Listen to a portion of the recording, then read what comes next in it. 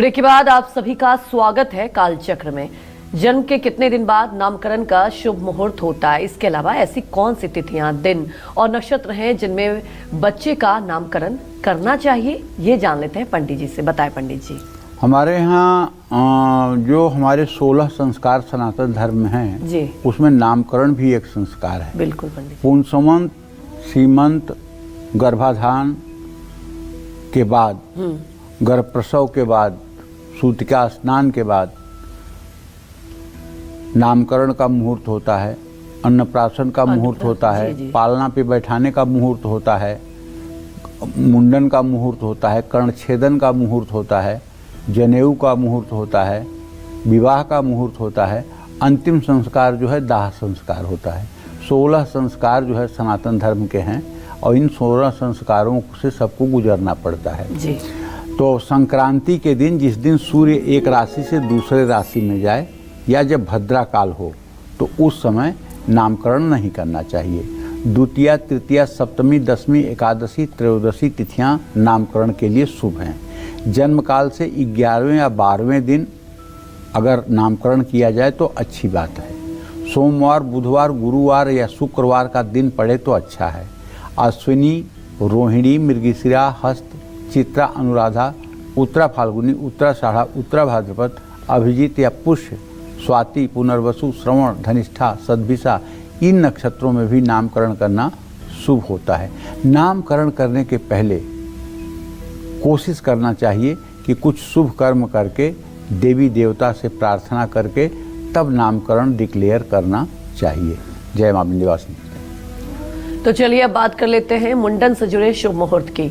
कौन से दिन, वार, नक्षत्र और तिथि में मुंडन कराना बेहद शुभ माना जाता है और किस महीने हमें मुंडन कराने से बचना चाहिए, ये जान लेते हैं पंडित जी से। बताएं पंडित जी।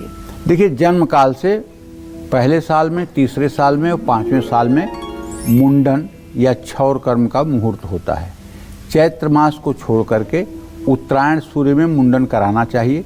उत्तरायण का सूर्य 14 जनवरी से शुरू होता है भाई। 14 जनवरी से लेकर के 14 जून तक मतलब उत्तरायण का सूर्य रहता है। इसमें मुंडन कराना शुभ माना जाता है।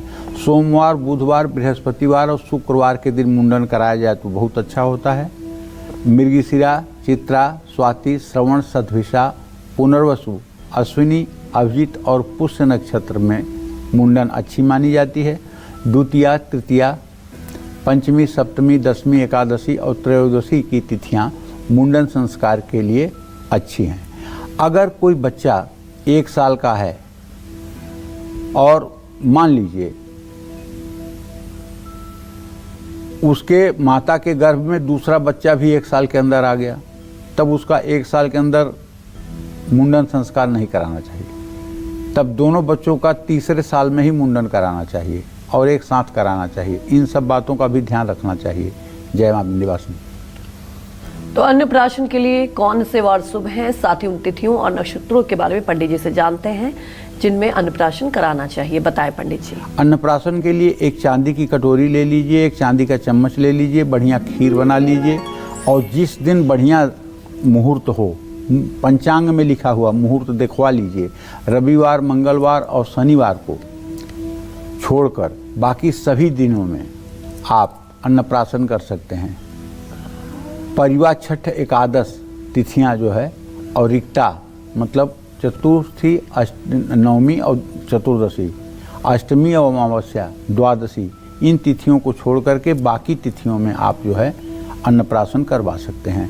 पहले वो थोड़ी सी खीर निकाल करके आपको गाय के लिए, थोड़ी सी खीर निकाल करके आपको भगवान के लिए, थोड़ी सी खीर गणेश जी को और फिर उसके बाद वही खीर चांदी के चम्मच से बच्चे के मुंह के पास लगाना चाहिए। अनुराधा, सद्भिषा, स्वाति जन्म नक्षत्र को छोड़कर बाकी सभी नक्षत्र शुभ हैं। जय मां विंध्यवासिनी। तो क्या आपको पता है कि बच्चा गोद लेने का भी मुहूर्त होता है और इसी से जुड़ी खास और जरूरी जानकारी पंडित जी से जानेंगे, लेकिन एक छोटे से ब्रेक के बाद। आप बनी रहिए हमारे साथ और देखते रहिए कालचक्र।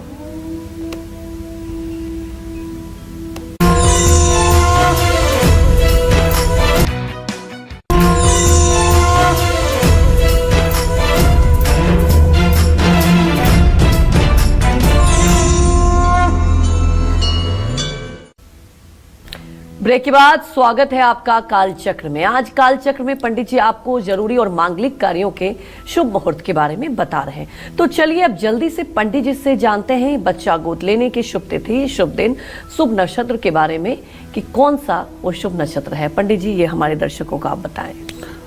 हाँ भाई, कुछ लोगों के जन्म कुंडली में दत्तक पुत्र योग होता है। दत्तक पुत्र का मतलब गोद लिया हुआ बच्चा।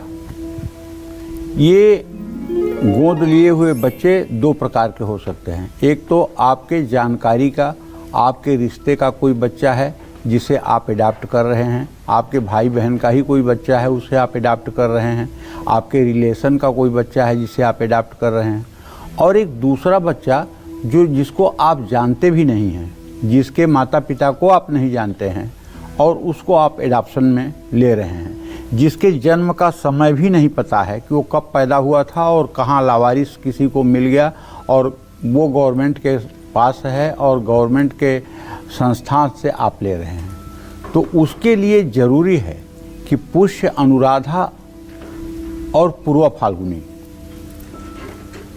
में आप बच्चा गोद लें।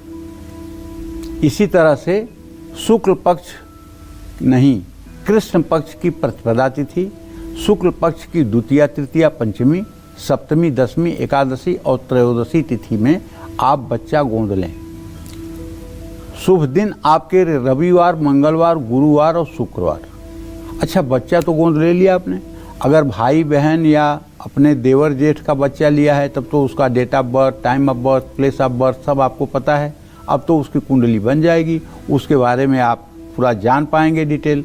लेकिन अगर आपने बच्चा ऐसा लिया है जो बच्चा कहीं लावारिस हालत में मिला है और अनाथालय से आपने उसको लिया है, जिसका बर्थ टाइम नहीं पता है, जिसका बर्थ समय नहीं पता है, तब उसके बारे में आप कैसे कुछ जान पाएंगे।